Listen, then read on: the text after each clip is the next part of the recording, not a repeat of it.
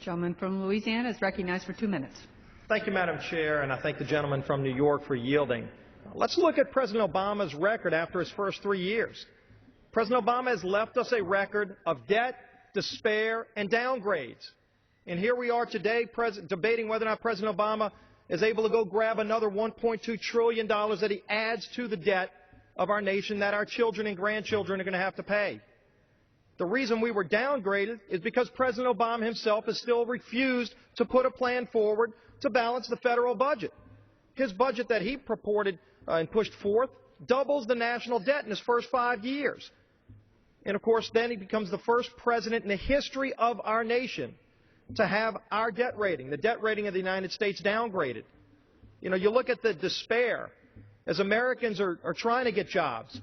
We're getting reports today that President Obama is going to reject the Keystone Pipeline, turning his back on 20,000 American families who are looking for those good jobs here in America, making us more dependent on Middle Eastern countries who don't like us.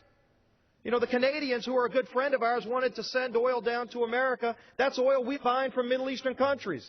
And instead, the President is going to, as we're hearing reports of today, is going to turn his back on those 20,000 jobs. And he's going to send that oil and those jobs to China.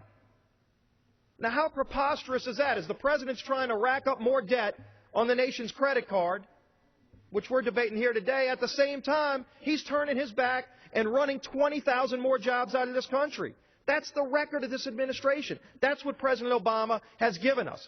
And you wonder why we've had over 8% unemployment for almost every single month he's been president. We can't afford the Obama economy. It's time for a change. We need to reject this increase in the debt ceiling. Stop spending money that we don't have, and I yield back the balance of my time. Gentleman yields back. Gentleman from Michigan.